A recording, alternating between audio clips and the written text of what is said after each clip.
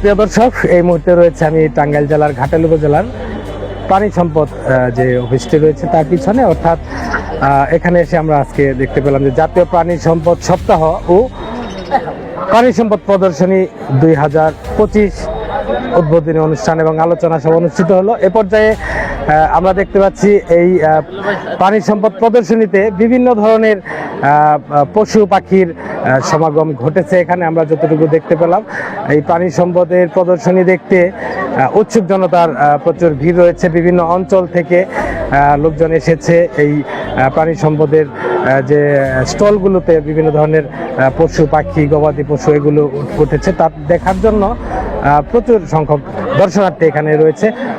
এখন এখানে আমরা কথা বলেছি কিছু খামারির সাথে, কিছু কথা বলবো একজন দর্শনার্থীর সাথে।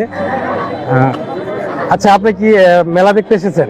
আমি সকাল থেকে এসেছি, কিন্তু এসে দেখি একদম পুরোটাই ভিন্ন চিত্র এখানে। কারণ আগে প্রাণী সম্পদ যে মেলাগুলো হতো চাইতে অনেকটাই একটু ভিন্ন চিত্র। আমরা সকাল থেকে এসেছি, যে দেখতে পেয়েছি ময়ূর ছিল।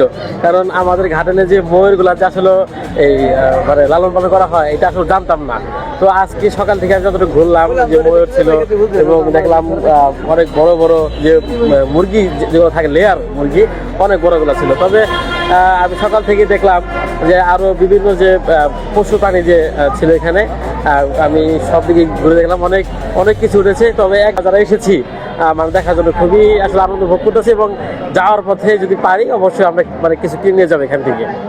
প্রাণী সম্পদ যে উদ্যোগটি নিয়েছে, যে মেলার আয়োজন করেছে বা প্রদর্শনী আয়োজন করেছে, প্রদর্শনী আসলে প্রত্যেকটি উপজেলায় এটি হওয়া উচিত। কারণ বর্তমান প্রজন্ম এখনো অতীতের অনেক ধরনের প্রজাতির পশু বা পাখি বিলুপ্তির পথে, সেগুলো তারা দেখার জন্য আজকে এই মেলায় এসেছেন। তারা দেখতে পাচ্ছেন তাদের মনের ভিতরে একটা উৎসাহ উদ্দীপনা কাজ করছে, বা অতীতকে তারা জানতে পারছে। বিশেষ করে বর্তমান প্রজন্মের যে শিক্ষার্থীরা রয়েছেন, তারা সেই হারিয়ে যাওয়া বিলুপ্তির পথে যে সমস্ত পশু পাখি রয়েছে, তা আজকে প্রথম থেকে তাদের ভিতরে একটা উৎসাহ উদ্দীপনা কাজ করছে, তারা আনন্দিত।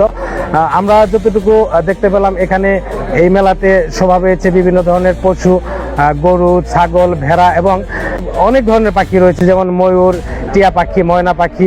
এছাড়াও বিভিন্ন ধরনের যেমন হাঁস, মুরগি, টার্কি মুরগি, দেশি এবং বিদেশি জাতের বিভিন্ন ধরনের পশু কিন্তু শোভা পেয়েছে এই মেলাতে।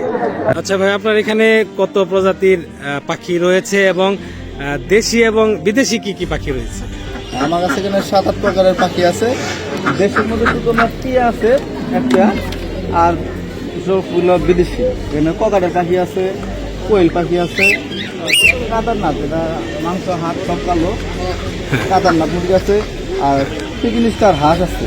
আচ্ছা, কি পরিমাণ বিক্রি হচ্ছে, বা শুধু দেখতেছে দর্শনার্থী না কিনছেও? কিছু কিনতেছেও, দেখতেছেও।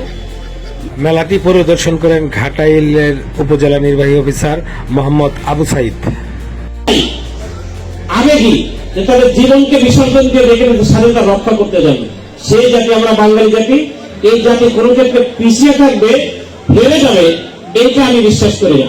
তার প্রমাণ কিন্তু আজকে এখানে যে প্রদর্শনীগুলো দেখিয়ে দেওয়া হয়েছে, আমি মনে করি এই প্রত্যেকটা উদাহরণে কিন্তু সে স্বীকৃতির একটা টাঙ্গাইলের ঘাটাইল প্রাণী সম্পদ মেলা থেকে এই ছিল সর্বশেষ। মোহাম্মদ নাজমুল ইসলাম, দৈনিক ঢাকা প্রতিদিন।